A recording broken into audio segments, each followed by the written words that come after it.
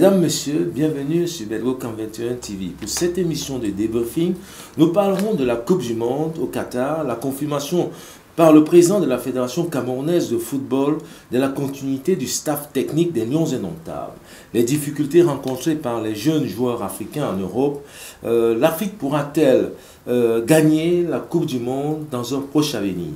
Pour cela, je suis accompagné de M. Etoga, que vous connaissez très bien, notre consultant maison, et M. William Neba, que nous accueillons aujourd'hui, qui est un nouveau consultant que nous accueillons à Debriefing. M. William Neba, how are you? Everything's okay? I am fine, thank you. Yeah. And which you are welcome in your Belgo Camp TV. Thank you. M. Etoga, comment allez-vous? Tout va pour le meilleur des mondes et merci de l'invitation. Monsieur William Neba, l'Argentine est sacrée championne du monde. Les arbitres ont-ils été à la hauteur?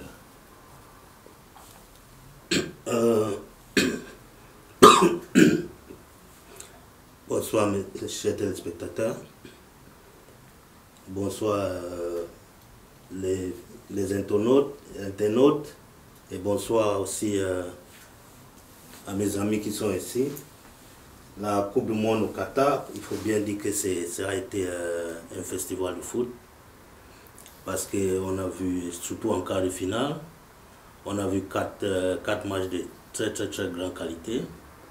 Et si on devait parier pour avoir une Coupe du Monde comme ça, à part la Coupe du Monde en 2010 en Afrique du Sud, ça c'est une des Coupes du Monde encore que moi j'ai pris beaucoup de plaisir à regarder les matchs.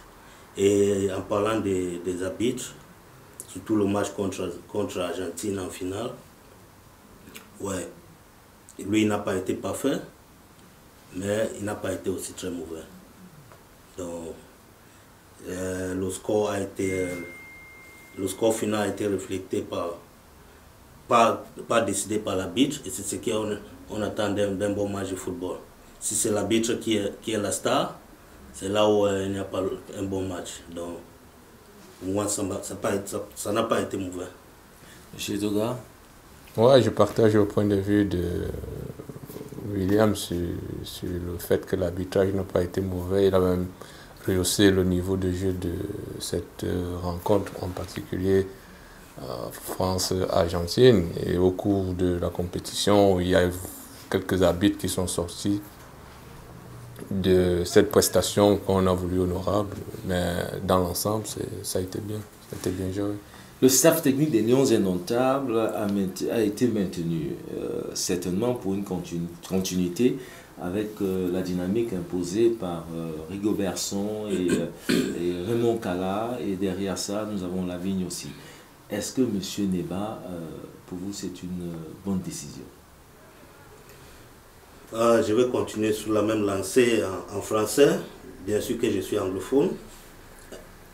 Pour ne pas créer de polémique, je vais toujours dire mon avis. Comme vous me connaissez, je dis toujours mon avis franche par rapport au foot et le foot camerounais en particulier. J'étais vraiment content. J'étais quand même déjà même au Cameroun quand Samuel Eto'o a été nommé président de la Fédération camerounaise de football. Et j'étais vraiment content que c'était déjà une nouvelle ère pour notre football camerounais. Et toutes les décisions qu'il a eu à prendre durant son mandat, que ça vient de durer 1 an, je l'applaudis beaucoup parce qu'il a fait beaucoup de choses en 1 an qu'on n'avait pas pu voir avec notre fédération. Et je sais que lui, il a encore beaucoup de choses à faire. En parlant aussi du maintien de Rigobert Song, c'est là où moi je ne suis pas le même. Je sais que aussi la fédération, il y a beaucoup de choses que la fédération a besoin financiers aussi. Comme on a des problèmes financiers qu'on vient de limoger l'ancien entraîneur après la Coupe du Monde. Peut-être pour ça, on s'est dit non, on continue sur la même lancée pour ne pas créer une maison avec beaucoup de problèmes. Mais moi je trouve que Rigobert Song n'était pas à la hauteur. Il n'était pas à la hauteur intellectuellement. Il n'était pas à la hauteur du fait techniquement, de pouvoir lire le match, gérer un match et pouvoir faire les changements pour venir au bout d'un adversaire comme contre la Suisse. Parce que dans la Coupe du Monde, chaque match est très important. Et contre la Suisse, par rapport à ces changements, c'était un changement avec qui ne voulait pas gagner. C'était un changement conservatif. Alors que si vous voulez aller dans un tournoi plus loin, il faut prendre beaucoup de risques. Et c'est ça qui n'a pas été à la hauteur.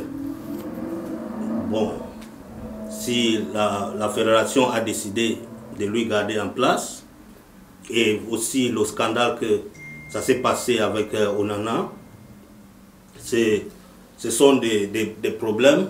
Un entraîneur qui est vraiment à la hauteur de son groupe, ça ne devait pas escaler jusqu'à ce niveau. Donc, pour ça, je trouvais qu'il faut une personne qui a cette expérience de savoir gérer un groupe, de mettre un groupe sous les mêmes directions pour que le groupe se concentre pour le but. Et c'est ça que Rigobert Song n'a pas été à la hauteur. Ça, c'est mon point de vue. Tout à fait. Monsieur Toga, vous partagez le même point de vue que monsieur William Neba? Pas tout à fait, pas tout à fait. Dans sa réponse, il y a un peu de ce que je pense, dans le sens où si on élimine le fait que Rigobert Song n'a pas été à la hauteur de cette compétition-là, et il fait encore mention du fait qu'on va se retrouver en train de limoger un coach. Pourtant, on a déjà des frasques financières avec Tony Conceição, et donc forcément, peut-être, c'est cet élément-là qui a poussé le staff actuel de faire cette continuité. Mais dit, par exemple, que Samuel Eto'o, je vais parler de Rigobert Song, qu'il n'a pas été à la hauteur tactiquement, intellectuellement, je trouve que c'est un peu exagéré, pour la simple raison que c'est un groupe qui analyse les matchs, il y a l'analyse vidéo, il y a le préparateur physique et tout ce qui va avec. Et le côté démocratique peut-être a fait défaut à Rigobert Song, qui a toujours voulu prendre l'avis de ses compères pour prendre la décision finale qu'il doit légitimement assumer. Mais au cours de ses conférences de presse, il nous a toujours fait savoir qu'il pense à l'unité du groupe, et on a vu que sa manière de gérer le groupe, tel qu'il le dit, a été un peu désastreuse. Dans ce point-là, je suis tout à fait d'accord avec lui. Mais au-delà, on doit valoriser nos compétences locales, et c'est le lieu pour moi de dire, comme dans la précédente émission, on souhaitait une continuité de ce staff-là qui va mûrir et apprendre de ses erreurs à cette Coupe du Monde pour nous construire un groupe, je veux me répéter, à dessein jeune. On ne veut plus voir un groupe qui va à la Coupe du Monde avec des joueurs de 35 ans, que dès qu'ils ont fini leur Coupe du Monde ou une compétition, c'est une reconstruction qu'il faut encore faire. Donc c'est maintenant qu'il faut partir sur la jeunesse qui va grandir maintenant avec une expérience dans le temps, et pourquoi pas faire des merveilles pour les échéances à venir. Monsieur Neba, techniquement, où a pêché Rigobert Song? Avant de parler technique, je suis d'abord d'avis que nous, c'est bien d'avoir un entraîneur local. Et ça, c'est toujours ce que moi j'ai toujours souhaité. Parce que nous, on vit ici, on sait que nous, on a aussi certaines compétences. Et si on a la chance, on peut toujours valoir notre compétence avec notre peuple. Mais sous le fait que je trouve seulement que dans un groupe, où il faut avoir la déontologie de savoir que moi, en tant qu'entraîneur, parce qu'on est en train de vivre maintenant dans un monde que nos enfants ne voient pas le monde sous la même façon que nous, du côté discipline. Et dans un groupe, je vais vous donner un exemple par exemple, Mbappé, il avait gagné la Coupe du Monde quand il avait 19 ans, il n'avait pas grand-chose à dire. Mais au fur des 4 dernières années, avant de venir dans cette Coupe du Monde, Mbappé fait parmi un des meilleurs joueurs au monde, malgré son jeune âge de 23 ans. Donc dans un groupe, il y a toujours des cadres. Et dans ces cadres, ce n'est pas seulement le capitaine. Ces cadres, ils ont le droit de pouvoir dire à un entraîneur que ça c'est ce que nous on pense, ça c'est notre avis pour pouvoir venir au bout d'un adversaire ou pouvoir gagner un match. Et un entraîneur qui a cette déontologie doit pouvoir écouter les cadres de son groupe. On ne vit plus encore dans un monde que la dernière parole, ça vient à moi et à moi seul. Si tu ne veux pas écouter, tu dois prendre ta valise, tu rentres à la maison.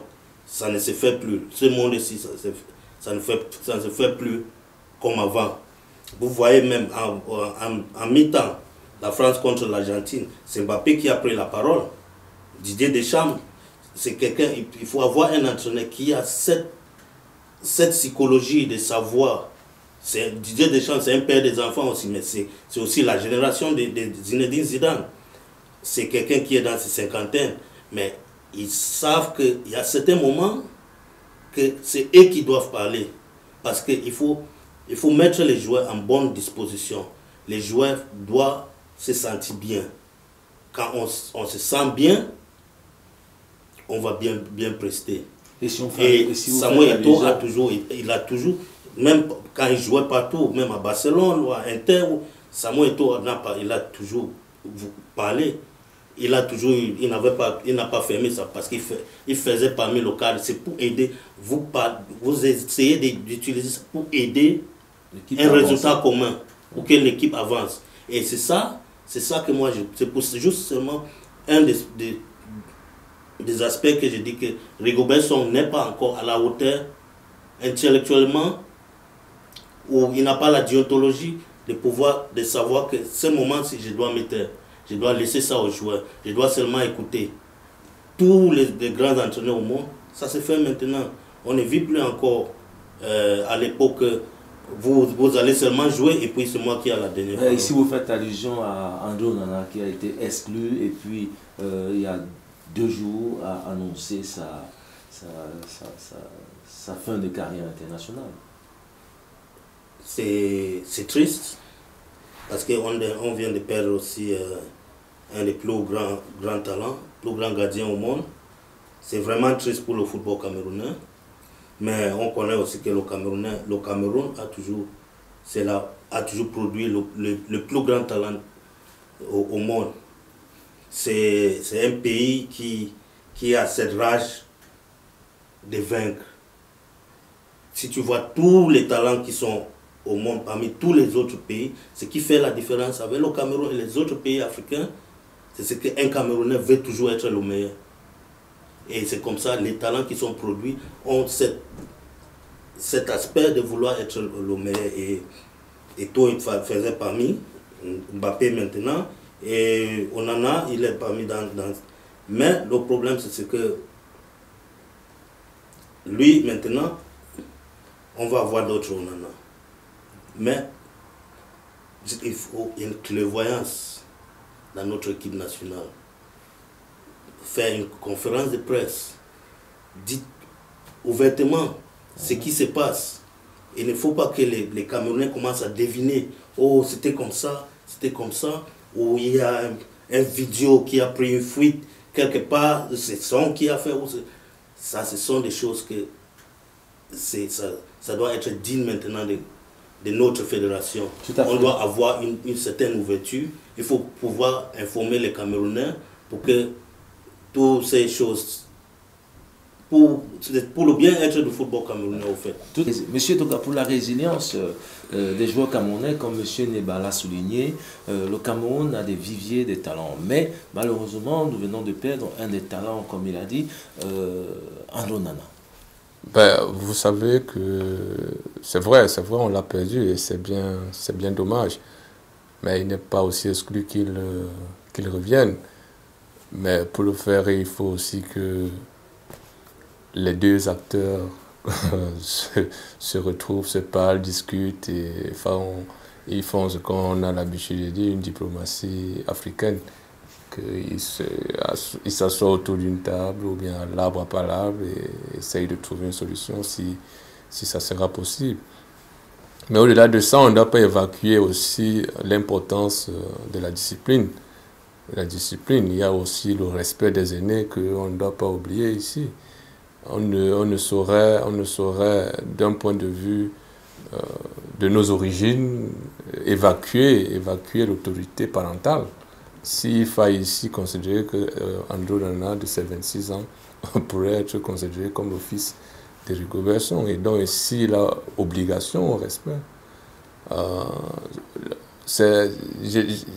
J'aime cette citation qui essaie de nous dire que nos aînés, ils ont toujours raison.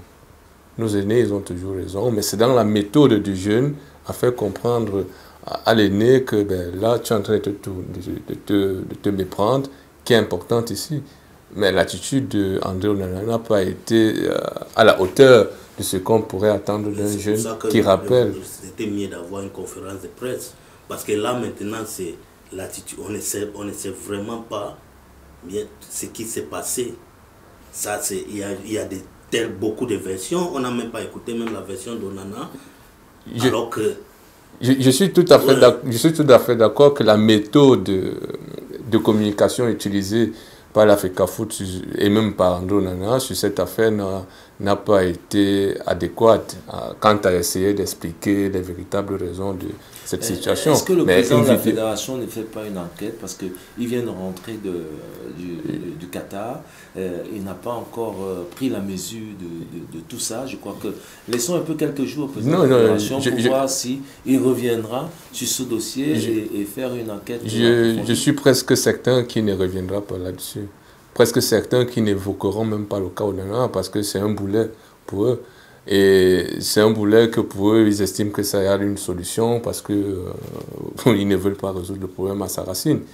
Je pense. Mais il y a aussi une vidéo de Rigobert Song qui a fuité et qui donne, selon lui, les véritables raisons de cette discussion qui est allée au-delà de ce qu'ils espéraient. Ils espéraient eux-mêmes en parlant que c'est un faux problème. Et donc, comment est-ce qu'un faux problème peut nous produire une perte de ce talent au niveau du Cameroun? Ça, c'est la grosse question. Vous avez dit qu'il y a autre chose qui se cache derrière cette histoire. Et vous savez, au Cameroun, on ne résout pas aussi forcément les problèmes devant les médias parce qu'on essaye toujours de soit garder la face, soit de mettre un sparadrap sur quelque chose qui est déjà pourri. M. Neba, faudrait-il rappeler André Onana dans l'équipe nationale? Si lui il change son avis et lui il est psychologiquement à 100% prêt de venir défendre son pays, c'est la même chose pour tous les Camerounais qui sont bien, qui veulent représenter leur pays. Le choix ça reste avec le sélectionneur, mais s'il veut rentrer jouer, défendre les couleurs de son pays, et la porte est ouverte pour lui. Bon, en venant aussi je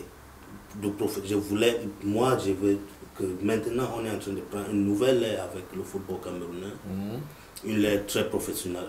Le professionnalisme, ça commence à venir sur notre football, mais c'était bien que ça soit, que tous les personnes les dirigeants qui sont nommés, ils soient aussi à la hauteur des attentes.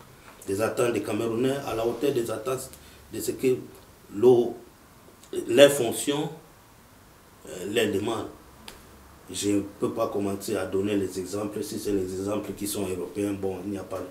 C'est différent avec les mêmes choses au Cameroun, mais il y a beaucoup de Camerounais qui doivent partir dans les réseaux sociaux pour connaître la vérité de tout ce qui se passe, et ça c'est pas bien pour le foot camerounais et pour la continuité aussi, parce qu'on a beaucoup de binationaux qui à un jour vont vouloir choisir le Cameroun. Quel message qu'on est en train de les donner? Donc il faut que maintenant, avec cette lancée qu'on a commencé, il faut qu'on soit ouvert, le Cameroun, pour moi, c'est le plus grand pays footballistiquement en Afrique. Et on doit être aussi digne de ça. Le Cameroun est un très grand pays de football en Afrique, mais faisons un peu un focus sur une équipe qui a surpris au mondial, c'est la Croatie. 3 mondiales consécutifs, 3 fois dans le dernier carré. Quelles pourraient être les recettes de cette équipe croate? Monsieur Toga? Pour répondre rapidement, c'est le respect des cadres, des aînés, se mettre au service, par exemple, d'un Modric, quand on sait bien qu'il n'a plus la force d'un jeune, mais tout le monde joue pour le groupe, c'est au même titre que l'Argentine. Il joue aussi avec beaucoup de discipline tactique, beaucoup de respect des consignes. Quand on les voit jouer, on se demande si ce vestiaire-là, ce n'est pas un seul homme qui joue. Mais avec des différences... non, ils jouent déjà pour leur pays et ils jouent aussi pour hausser les couleurs de leur pays avec beaucoup de discipline. Moi, je trouve que il y a le résultat, ce n'est jamais un hasard. On voit pour la Croatie, c'est un pays qui a 5 millions de peuples, c'est tout un petit pays. Le Cameroun est 5 fois la Croatie, mais c'est un pays qui a investi pour le foot dans les plus basses. Et quand vous allez commencer maintenant à récolter les fruits de l'investissement. Si vous voyez Dynamo Zagreb est en train de produire le plus grand talent au monde. Donc ce n'est pas le hasard qu'on trouve un Modric qui va quitter de Dynamo Zagreb à Tottenham de Real Madrid. Et c'est comme un Mozart, on l'appelle le Mozart du foot. Donc ce n'est pas le hasard qu'on trouve un Mandzukic ou on trouve beaucoup de talents croates. Il faut d'abord investir aux jeunes. Il faut investir avec les infrastructures. Il faut mettre toutes ces choses en place. Et puis, après, petit à petit, vous allez commencer à récolter les joueurs de grande qualité. À l'heure actuelle, on est en train de parler, il y a Dynamo Zagreb, il y a Ajax Amsterdam, il y a, je peux citer, au niveau de la Belgique, il y a Genk, il y a Anderlecht, il y a Standard, il y a des pays qui sont en train d'investir pour les jeunes. Et c'est ces jeunes de demain qui construira l'équipe nationale de futur. Et si au Cameroun, c'est pour ça que j'étais vraiment content que Samuel Eto'o avait pris la reine. Parce qu'il a joué au foot. C'est un footballeur qui est président de la fédération. Il sait qu'en investissant maintenant, en mettant les infrastructures, on aura aussi les plus grands talents pour demain. Donc, ce n'était pas un fruit de hasard. Un fait majeur au niveau de la Croatie qu'on peut relever, sur 3 Coupes du Monde, aucun scandale. Comment c'est possible? Donc ça veut dire qu'il y a une organisation administrative à la base. Oui. Et technique également, M. Toga. Ben, ce n'est que logique. Pour entendre un scandale ici en Europe, il faut se lever très tôt. Et donc, parce que ces gens, ils connaissent ce qu'il faut faire pour déjà pour servir simplement aux citoyens, conserver la bonne humeur du citoyen. Parce que nous, on a l'habitude aussi de travailler seulement pour frustrer le citoyen. Et vous voyez que c'est 2 philosophies très différentes. L'Européen travaille pour servir et transmettre la bonne humeur. Bonjour, bonsoir, comment ça va? Les bonnes attitudes, les bonnes mœurs. Mais au Cameroun, non, c'est pour frustrer d'abord. On te frustre d'abord. Vous voyez, quand le Cameroun joue, la première intention qu'on a, c'est qu'on aura l'AVC. Est-ce qu'en Croatie, la première intention que les Croates ont, c'est qu'ils auront, après l'issue d'une rencontre, c'est la maladie? C'est comme il disait, dès le bas âge, on leur apprend les jeux, l'organisation, la discipline. Pourquoi est-ce qu'ils vont jouer le but du jeu? Pourquoi est-ce qu'ils doivent représenter l'équipe nationale? Est-ce qu'ils respectent déjà la nation? Est-ce on regarde à l'entraînement le respect des aînés? Est-ce qu'ils ont tout ça? On leur apprend tout ça à la base.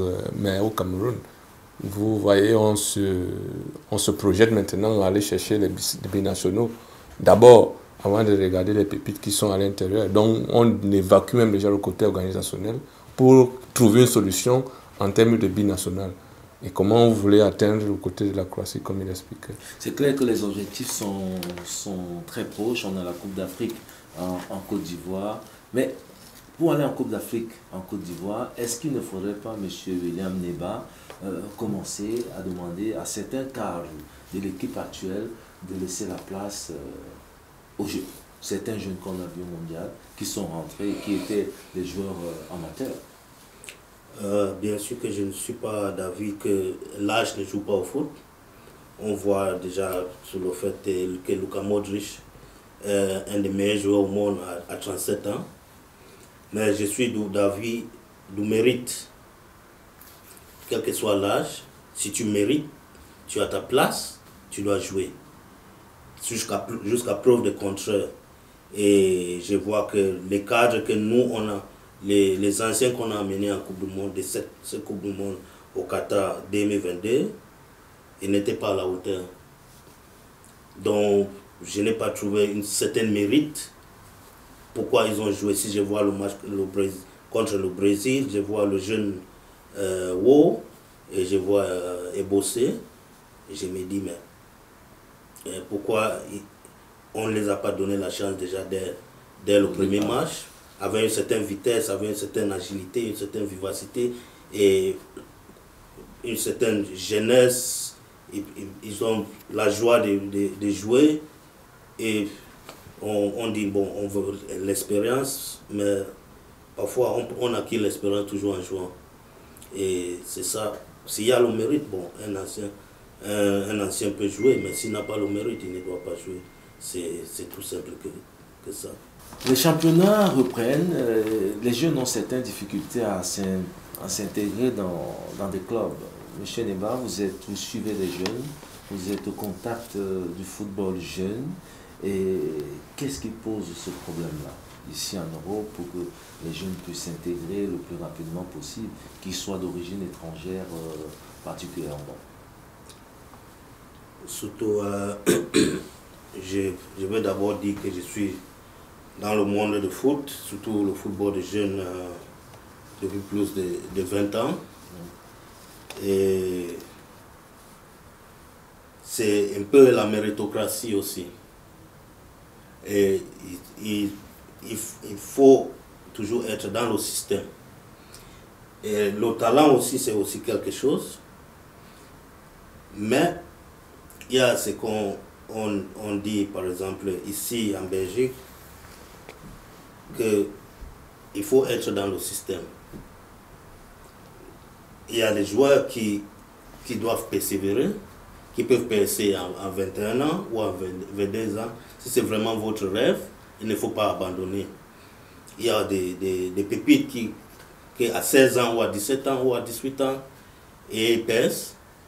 C'est la différence des talents. Ça dépend aussi de formation de base. Il y a des clubs qui donnent la chance aux jeunes joueurs parce que financièrement, ils ne sont pas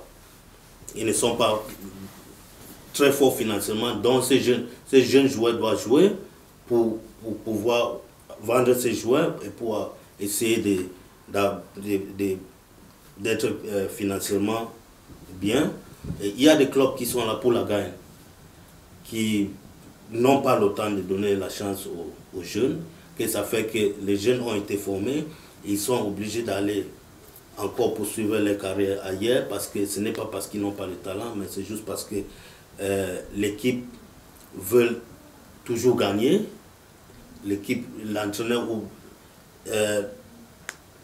comme on dit, de la structure. Par exemple, je vais dire, j'ai deux jeunes qui sont en formation, mes enfants, et j'ai aussi beaucoup de jeunes que je suis en train de suivre.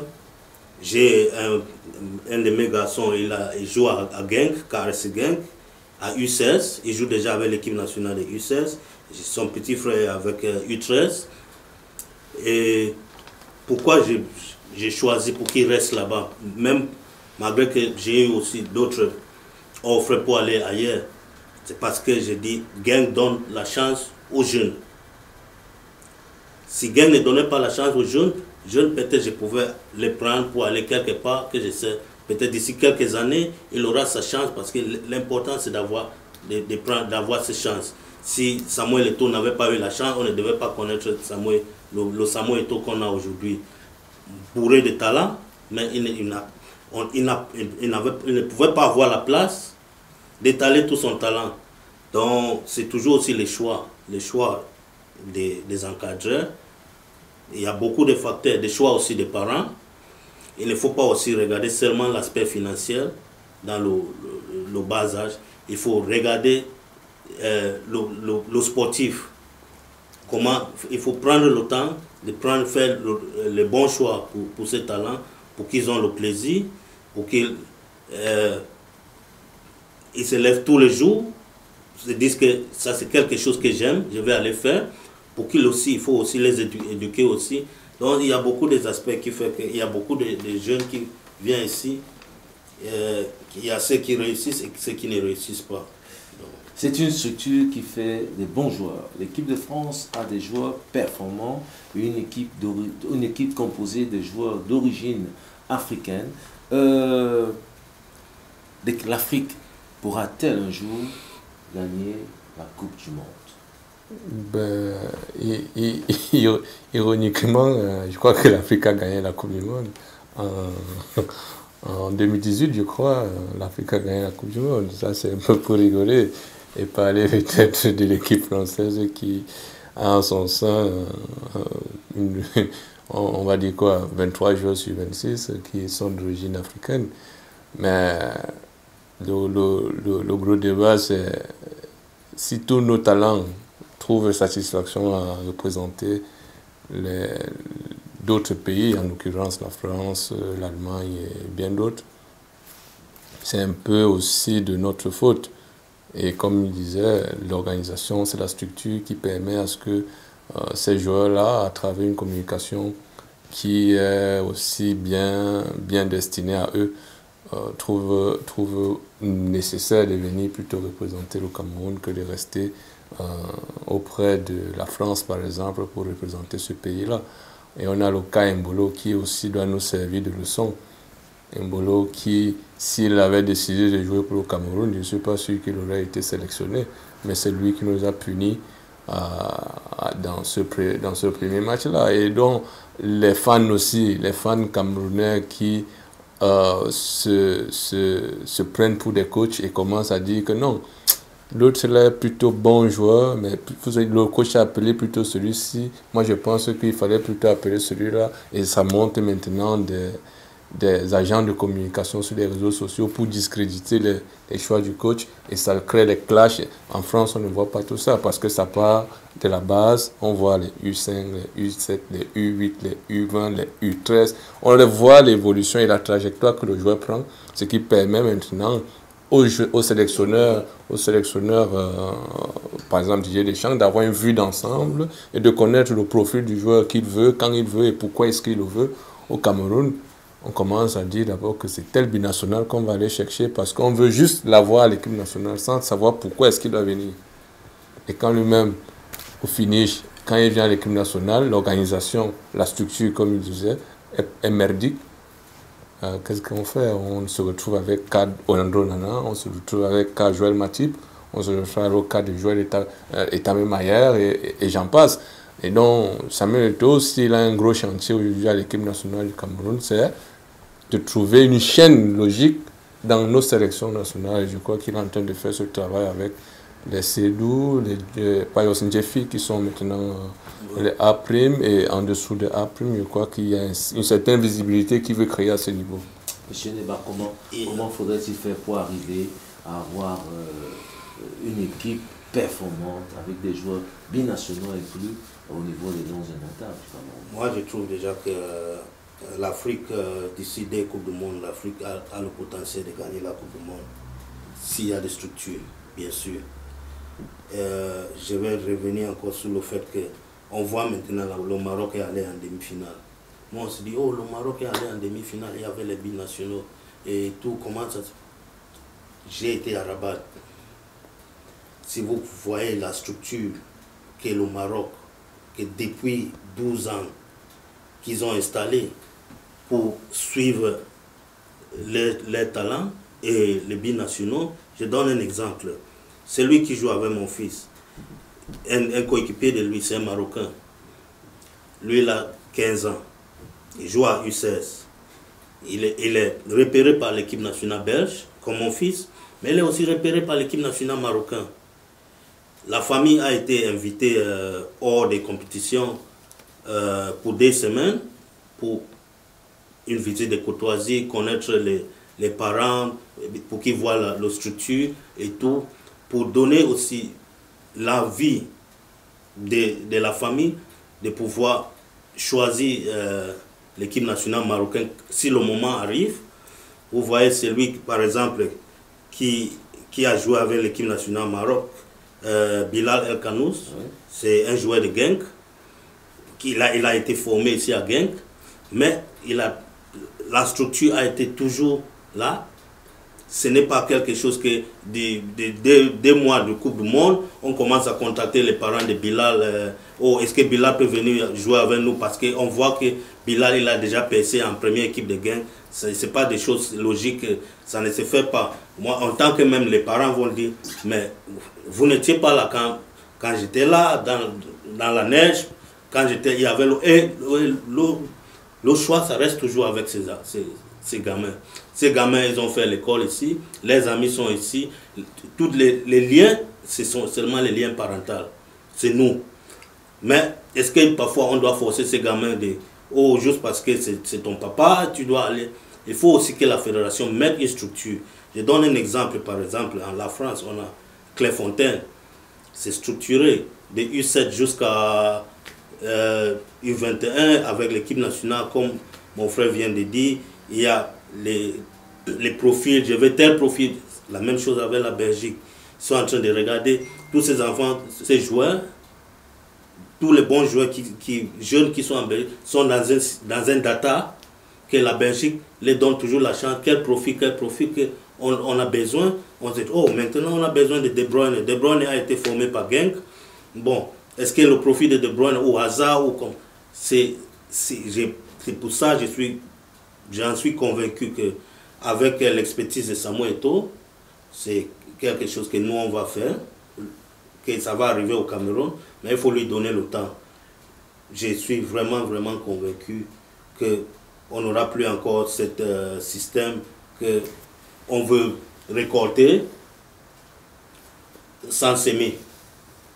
Si on s'aime, on a le plus de talent, plus que les Européens. Est-ce que d'ici 2024, chez Toga, pour la Coupe d'Afrique des Nations, le Cameroun peut avoir une équipe compétitive? Non, mes amis ivoiriens, ils vont dormir à 18h, comme d'habitude. Comme d'habitude. On va aller là-bas pour faire ce on sait faire le mieux, faire dormir nos adversaires quand il faut. Blida, Côte d'Ivoire, tous ces gens-là, on va faire ce qu'il faut. Donc le Cameroun peut gagner la Coupe d'Afrique des Nations? Oui, si on se prend à partir d'aujourd'hui. Par exemple, gérer d'abord tous les problèmes qui sont nés de la Coupe du Monde, là, revenir avec une nouvelle stratégie de communication qui va rassurer l'ensemble des Camerounais et rassurer même déjà le staff qui est toujours qui est en doute sur son avenir, parce que son assurance vient du fait que Samuel Eto'o, au cours d'une interview, entre guillemets, a laissé fuiter comme quoi il est d'accord, il a l'entraîneur qu'il lui faut. Mais voilà, mais est-ce que tu amènes ton entraîneur à gagner? L'entraîneur vient avec un projet, vous êtes d'accord sur le projet qu'il a, si vous n'êtes pas d'accord, vous vous séparez. Est-ce que c'est parce que... Je pense qu'ici, Samuel Eto'o, le président de la Fédération camerounaise de football, fait allusion au manque d'expérience de son staff et il dit qu'il va apporter à son staff cette expérience. Lui-même, est-ce qu'il a l'expérience de la gestion? Lui-même aussi, il est nouveau dans la gestion. On peut aussi lui répliquer si c'est cette logique-là qu'il utilise. Mais non, si vous voulez gagner, vous prenez les gagneurs. Et si maintenant il laisse fuiter ça qui va amener son entraîneur à gagner, ça veut dire que lui-même il a fauté dans le choix de ce coach-là. C'est-à-dire qu'il se préparait d'abord à rater, sachant que son coach ne va pas produire de bons résultats. Et maintenant, il va amener ce coach rateur à gagner. Le résultat de la Coupe du Monde amène Samuel Eto'o, certainement, M. Neba, a dit que son entraîneur n'a pas été mauvais. Ouais, je vois que même M. Samuel Eto'o n'a pas aussi la monopolie des raisons. Donc, les faits sont là. Les faits sont là, on n'est pas qualifié. Une grande nation africaine n'est pas qualifiée. On peut bien commencer à sortir les hypothèses il y avait la Suisse, que notre poule était difficile et tout. Mais on voit que dans notre poule, le plus de notre poule est arrivé jusqu'en quart de finale. Il n'y a même pas une équipe qui est arrivée en demi-finale. Donc c'était prenable. On a eu 4 points sur ces poules. Si on avait juste quelques petites choses que ça doit être rectifié, que lui aussi, M. Samuel Eto'o, lui, le président, lui-même, je crois que lui aussi, il est à la hauteur, ils savent les choses à régler. Et parfois, il faut que nous aussi, en tant que Camerounais, on se regarde aussi parfois dans le miroir, on se dit, si je vais gagner la Coupe du Monde, je ne dois pas être content d'être 3e dans un pool. C'est juste une mentalité.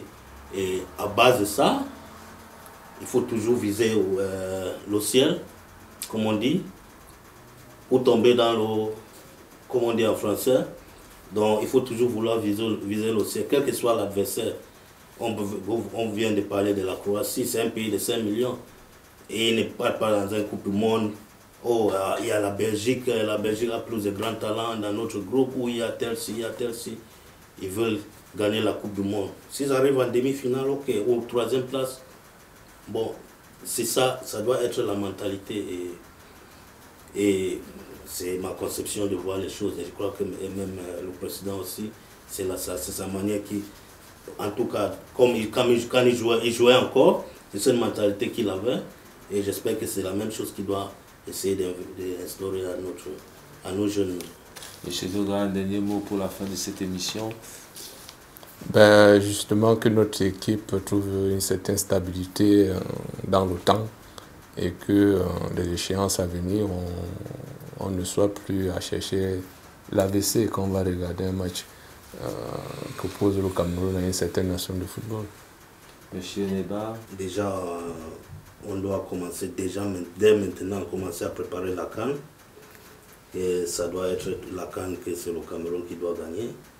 On doit amener aussi une certaine sérénité dans le groupe, une certaine ouverture en communication. Il faut créer une atmosphère que les jeunes veulent toujours venir jouer dans l'équipe nationale, qu'ils ont la joie de venir représenter leur pays et créer un staff autour de ces jeunes, infrastructurellement, toutes les autres choses qu'ils en auront besoin en manque de rien. Ils en auront même en manque de rien par rapport à leurs compères européens. Et de ces bases, qu'on essaie aussi de créer aussi une structure comme on voit à la Clairefontaine, où on a ici en Belgique à Toubis, et le résultat va suivre elle-même.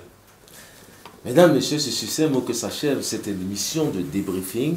Nous vous donnons rendez-vous pour 2023 et nous vous souhaitons tous des meilleurs vœux pour l'année à venir. À très bientôt.